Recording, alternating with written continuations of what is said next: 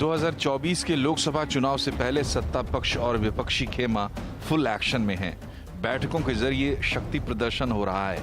विपक्ष के साथ 26 दल हैं तो एनडीए के साथ 38 पार्टियां खड़ी हैं। बंगलुरु में हुई 26 विपक्षी दलों की बैठक में बात आगे बढ़ गई है। इस बैठक में विपक्षी पार्टियों ने गठबंधन का नाम तय कर लिया है। विपक्षी गठबंधन का नाम इंडिया यानी Indian national developmental inclusive alliance होगा। अब 11 सदस्यों की एक समन्वय समिति बनाई जाएगी। इस समिति के सदस्यों के नाम की घोषणा मुंबई में की जाएगी। 11 member coordination committee will be set up. That we will decide shortly, and we are going to meet again in Maharashtra, Mumbai. Lok Sabha चुनाव प्रचार के प्रबंधन के लिए विपक्षी दलों के बीच दिल्ली में एक साझा सचिवालय बनाने पर भी सहमति बन गई है। विपक्षी दलों ने तय किया है कि वो आपसी मतभेदों को अलग रखकर आगे बढ़ेंगे। गठबंधन का नाम तय करने के बाद विपक्षी पार्टियां एनडीए को चैलेंज कर रही हैं। लड़ाई एनडीए और इंडिया के बीच में है, नरेंद्र मोदी जी और इंडिया के बीच में है, उनकी विचारधारा और इंडिया के बीच में है। आप जानते हो, जब भी कोई हिंदुस्तान के सामने खड़ा होता है, इंडिया के सामने खड़ा होता है, तो जीत किसकी होती है, कहने की जरूरत भी नहीं है। हम लोगों ने आज सब मिलके एक रियल चैलेंज लिया है। NDA, can you challenge India? Bhajpa, can you challenge India? तो आज ये 26 पार्टियां, हम सब लोग अपने लिए एकत्रित नहीं हुए। हम देश को एक तरफ बचाना है। जिस तरह से पूरे देश के अंदर नफरत फैलाई जा रही है, उससे बचाना है। इधर बीजेपी भी फुल एक्शन में है। दिल्ली में एनडीए की बैठक में 38 पार्टियां साथ आ गई हैं। इसमें बीजेपी के साथ कुछ नए और कुछ पुराने साथी शामिल हैं। प्रधानमंत्री नरेंद्र मोदी ने विपक्षी दलों की बैठक पर जोरदार हमला बोला। उन्होंने विपक्षी दलों की बैठक को कट्टर भ्रष्टाचारियों का जमावड़ा बताया। इसके अलावा उन पर परिवारवाद और जातिवाद का जहर बेचने का आरोप भी लगाया। गाना कोई और गाया जा रहा है, जबकि सच्चाई कुछ और है। लेबल किसी और का लगाया गया है, जबकि प्रोडक्ट कुछ और ही है। इनकी दुकान की यही सच्चाई है। भ्रष्टाचार को लेकर इनमें बड़ी आत्मीयता है, बड़ा प्रेम है।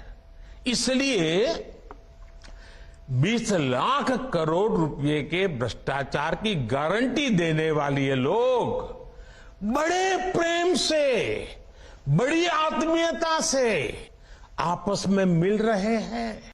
इनके लिए देश के गरीब के बच्चों का विकास नहीं, बल्कि अपने बच्चों का, अपने भाई भतीजों का विकास मायने रखता है। ऐसा लग रहा है कि 2024 के लिए सत्ता पक्ष और विपक्ष दोनों तरफ का एजेंडा सेट हो गया है। विपक्षी दल कभी हां कभी ना करते करते अब बीजेपी के खिलाफ एकजुट हो गए हैं। सवाल ये है कि क्या अब 2024 की जंग एनडीए बनाम इंडिया के बीच होगी? एनडीए और इंडिया में से कौन सा पक्ष ज्यादा मजबूत दिखाई दे रहा है? क्या अब ये मान लिया जाए कि विपक्षी दलों के बीच सभी मतभेद खत्म हो गए हैं और अब सीट शेयरिंग के फॉर्मूले पर बात बन जाएगी? और सबसे बड़ा सवाल ये है कि विपक्षी पार्टियां पीएम मोदी के सामने किसको अपना चेहरा बनाएंगी? इसी बातचीत होगी और बातचीत करने के लिए हमारे साथ जो मेहमान है, भारतीय जनता पार्टी के प्रवक्ता और विधायक शरद मणि त्रिपाठी, कांग्रेस की प्रवक्ता रिटायर्ड विंग कमांडर अनुमा आचार्य, समाजवादी पार्टी के प्रवक्ता अब्बास हैदर और वरिष्ठ पत्रकार संजय सिंह, साथ ही राजनीतिक विश्लेषक और एनालिस्ट कार्तिकेय बत्रा हमारे साथ जुड़ना। आप सबका बहुत बहुत स्वागत है। बस एक ही निवेदन है कि थोड़ा छोटे छोटे बोलिएगा, क्योंकि ज़्यादा बातचीत हो पाएगी, बहुत लंबा चलेंगे तो नहीं हो पाएगी। दिन बड़ा इंपॉर्टेंट था आज, दोनों तरफ से चैलेंज किया गया। ममता बनर्जी ने कहा, क्या इंडिया को बीजेपी या मोदी जी ये सरकार चैलेंज कर सकते हैं क्या? मोदी जी ने भी तीखा प्रहार किया, हमला किया और उन्होंने बताया कि ये जो गुट है, जो ग्रुप है, ये भ्रष्टाचारियों और परिवारवादियों का एक संगठन है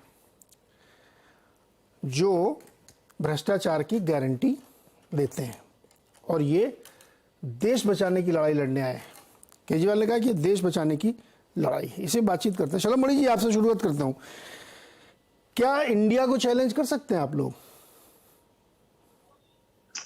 नहीं नीरज भाई, मैं तो एक बात कहूंगा कि हम लोग क्षेत्र में जाते हैं और आज भी हम क्षेत्र में गए थे और उस दौरान ये जो गठबंधन है उस पर चर्चा हो रही थी और एक बुजुर्ग महिला मिली, उनसे बातचीत होने लगी गठबंधन को लेकर, तो उन्होंने कहा देखिए बड़ा स्पष्ट है कि अगर आपको सोनिया गांधी के बेटे के भविष्य की चिंता करनी है तो गठबंधन के साथ जाइए, अगर लालू प्रसाद यादव के बेटे की चिंता करनी है तो गठबंधन के साथ जाइए, अगर आपको अखिलेश यादव जी, मुलायम सिंह यादव जी के परिवार की चिंता करनी हो तो निश्चित तौर पर गठबंधन के साथ जाइए। लेकिन अगर इस देश के हर परिवार के बच्चे की चिंता करनी है, हर परिवार की चिंता करनी है तो एक ही विकल्प है, वो है नरेंद्र मोदी। किसको नहीं पता नीरज भाई, आपको भी पता है, केजरीवाल जी पानी पी पी कर कोसते थे और चीफ मिनिस्टर है, कोई ऐसा नहीं कि कोई छोटे नेता है, चीफ मिनिस्टर है।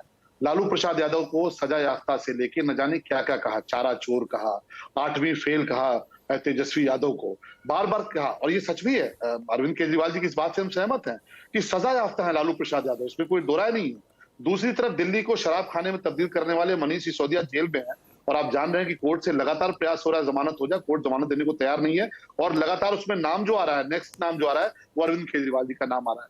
तो ये किस प्रकार का गठबंधन है, इसके पीछे क्या किसका क्या दिलचस्पी है, ये सबको पता है। देश के लोग बहुत जागरूक हैं, देश के लोगों को दिख रहा है कि एक तरफ एक नरेंद्र मोदी हैं जो इस देश के गरीबों को एम्पावर्ड करने की कोशिश कर रहे हैं, लोगों तक छोटी छोटी चीजें पहुंचाने की कोशिश कर रहे हैं, उनको कैसे सशक्त किया जाए इसका प्रयास कर रहे हैं। भ्रष्टाचार का आज तक कोई एक आरोप नहीं है। कांग्रेस चिल्लाती रहे, कांग्रेस ने पिछले चुनाव में बहुत सारा अनाप शनाप कहा, इस विधानसभा चुनाव में भी बहुत अनाप शनाप कहा, लेकिन देश के लोग जानते हैं कि मोदी जी का अपना कोई परिवार नहीं है, उनका परिवार इस देश की जनता है।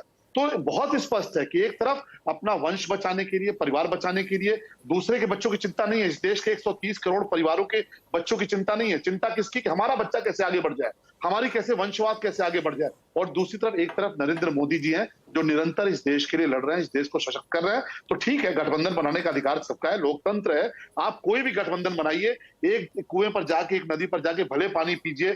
जब राजीव जी की हत्या हुई थी तो बहुत चर्चा हुई थी डीएमके पार्टी को लेकर और कांग्रेस के नेताओं ने कहा था कि जो हत्या हुई है उसमें डीएमके का हाथ है। आज देखिए राजीव जी के परिवार के राहुल गांधी डीएमके के साथ बैठे हुए हैं, लेफ्ट पार्टी और ममता दीदी, जिस प्रकार का गठबंधन है। तो ठीक है, ये उनका अधिकार है, उन्होंने गठबंधन किया है, लेकिन हमारा भी गठबंधन है नीरज भाई, और वो इस देश की 130 करोड़ जनता के साथ है, इस देश के गरीबों के साथ है, जिनको मोदी जी ने टॉयलेट दिया, आवास दिया, राशन दिया, आयुष्मान की योजना दी। उन गरीब आपने भी 38 दलों का गठबंधन बना लिया है, क्या जरूरत थी आपको? ठीक है, गठबंधन मैंने कहा ना कि लोकतंत्र है, बहुत से ऐसे दल हैं जिनकी अपनी जरूरत है, उनकी अपनी अपनी भूमिका है। और जरा देखिए ना, उसमें आप देखिए कौन लोग हैं। ओम प्रकाश राजभर जी ओबीसी चेहरा है, बड़ा चेहरा है, आप जानते हैं इस बात को, आपने टेलीविजन पर बहुत बार आपने बैठाया और आप ही नहीं सबने बैठाया है। ओम प्रकाश राजभर जी पिछला चुनाव किसके साथ लड़े? समाजवादी पार्टी के साथ। आज ओम प्रकाश राजभर जी कह रहे हैं कि नहीं भाई, दलितों का, वंचितों का अगर कोई वास्तव में हितैषी है और आप केवल परिवार छोड़ के वास्तव में किसी गरीब की चिंता कोई कर सकता है, क्योंकि ओम प्रकाश राजभर के आगे कोई पुत्र नहीं लगा है कि ओम प्रकाश राजभर किसी के बेटे हैं, वो सेल्फ मेड व्यक्ति हैं। तो आज उनको मोदी जी के साथ आना पड़ा। उन्होंने कहा है कि मोदी जी ही चिंता कर सकते हैं। दूसरा बड़ा चेहरा दारा चौहान, समाजवादी पार्टी के विधायक हैं, सीटिंग एमएलए हैं, इस्तीफा देकर चले आ नीरज भाई, और इस्तीफा देके भारतीय जनता पार्टी। तो ये जो तमाम सारे लोग जो भाजपा की तरफ आ रहे हैं, ओम प्रकाश राजभर हो, दारा चौहान हो, बहुत सारे लोग, आज भी एक बड़ा नाम आपने चर्चा में सुना होगा, वो मुख्यमंत्री से मिलकर गए हैं। इस देश के वंचितों को, इस देश के पिछड़ों को, इस देश की माताओं बहनों को विश्वास है कि 2024 की जो लड़ाई होने जा रही है, उस जो बेड़ा चलेगा, उस बेड़े में अगर कोई सबसे मजबूत बेड़ा है तो नरेंद्र मोदी जी का है। क्यों? क्योंकि देश की जनता उनके साथ खड़ी है। और ठीक है, गठबंधन करने का अधिकार सबको है, मैं किसी गठबंधन की आलोचना नहीं कर रहा, पर यह सवाल तो बनता है ना कि अरविंद केजरीवाल जी पानी पी पी कर जिनको भ्रष्टाचारी कहते रहे, और फिर कहता हूं अरविंद केजरीवाल जी छोटे नेता नहीं, मुख्यमंत्री हैं, जो कहते रहे कि चारा चोर हैं, ये राहुल गांधी बेईमान है, सोनिया जी भ्रष्टाचारी हैं, शीला दीक्षित को जेल भेजूंगा, आज वो उनके साथ जाके उनके चरणों में पड़े। 38 बनाम 26 के इस शक्ति प्रदर्शन के बीच में कुछ महत्वपूर्ण दल अभी भी जो अलग है, इसमें बीएसपी किसी के साथ अभी नहीं है, बीआरएस भारत राष्ट्र समिति बीजू जनता दल, एसएडी, वाईएसआरसीपी, इसमें जो 2 तो राज्य सरकारें चला रहे हैं और वो अभी किसी खेमे में नहीं है। नंबर आपके सामने है कि 38 और 26 हो चुके हैं। अनुराचार्य जी, देश बचाने के लिए मतभेद भुला दिया आप लोगों ने, लेकिन बहुत तीखा प्रहार प्रधानमंत्री जी की तरफ से आया, भारतीय जनता पार्टी की तरफ से आया, और शलभ भी कह रहे हैं कि ये जो गठबंधन है आप लोगों का, इस पर सबसे बड़ा आरोप ये है कि ये करप्शन और परिवारवाद का एकदम जीता जागता नमूना है। सारे लोग वही जुड़ गए हैं और बहुत सारे कह रहे हैं मतभेद हट गए, लेकिन फिर भी उन मतभेदों के साथ वहां पे खड़े हुए हैं। अनुवा जी। नीरज जी नमस्कार। आप जिसको तीखा प्रहार कह रहे हैं या जोरदार हमला कह रहे हैं, मुझे तो घबराई हुई सी रियाहट लग रही है। वही कोसना, वही निंदा करना। मैं तो बीजेपी के प्रवक्ता के लिए आपसे कहना चाहती हूँ कि अगर महिलाओं के साथ अत्याचार, बलात्कार बढ़ाते जाना हो, रोजगार की जगह नशे का चलन बढ़ाना हो और महंगाओं को काबू कभी ना करना हो, सेना को कमजोर करना हो और सेना के संगठन को तार तार कर देना हो, तो बीजेपी के साथ आइए। मोदी जी के नाम का जो प्रचार का फुग्गा था, बलून, वो फट चुका है और जनता इनके कारनामे समझ चुकी है। तो आपको साफ दिख रहा है कि जो हमारी पार्टी, कांग्रेस ने धुरी बनकर और अपने जैसी सोच वाली पार्टियों को साथ लेकर आए, आपके कहते कहते शायद ये 41 हो गई है इनका एनडीए का जो घटक दल है। और मुझे तो लगता है कि ये अभी तक तो कहते थे कि ये लोग हैं कौन और उनके पास कभी नहीं गए, लेकिन अब जाके उनके सामने गाना गा रहे हैं कि तेरा मुझसे है पहले का नाता कोई। और इस तरह से वो इतने सारे ऐसे ऐसे दल, पता नहीं रजिस्टर्ड है नहीं है, 41 दल लेकर चले आए हैं जिन लोगों को कोसते रहे हैं। जैसे कि कहते थे कि अजीत पवार जो है चक्की पिसिंग और उसके अलावा कहते थे 70,000 करोड़ का घोटाला करते हैं, और इधर उनको फिर गाना गा के रिझा लिया कि तुम अगर साथ देने का वादा करो तो यूं ही मस्त नगमे सुनाता, और उसके बाद मुख्यमंत्री बनाया और फाइनेंस मिनिस्टर बना दिया। बीजेपी का कोई सिद्धांत बचा नहीं। एक समय जरूर ये कोई पार्टी होती थी जिसमें विचारधारा थी, आज कोई विचारधारा नहीं है। सत्ता नाम का एक जो चीज है, इनके हीरामन तोते की जान उस सत्ता में है, और जिस तरह से खदेड़े जाने वाले हैं। अभी तो मध्य प्रदेश देखिएगा। अनुमा जी, अभी 15 दिन पहले जी अजीत पवार आपके साथ थे और आप कह रही हैं कि कोई नीति सिद्धांत है। आपके क्या नीति सिद्धांत है? एक दूसरे के खिलाफ चुनाव लड़े आप और अब एक साथ हो गए। तो मेरा मानना है कि राजनीतिक दलों को नीति सिद्धांत, मोरल, ये सब बातें नहीं करनी चाहिए। अजीत पवार 15 दिन पहले ठीक थे, वो एमवीए में थे, अब इधर आ गए तो वो गड़बड़ हो गए। केजरीवाल जी आपके खिलाफ लड़ रहे, रोज गालियां दे रहे हैं, अब वो ठीक हो गए क्योंकि बात बन गई है। बंगाल में ममता जी, अभी चुनाव में कितनी राजनीतिक हिंसा हुई, आपके खुद आपके अपने नेता उनके विरोध में बात कर रहे हैं, तो नीतियां एक हो गई। नीरज जी,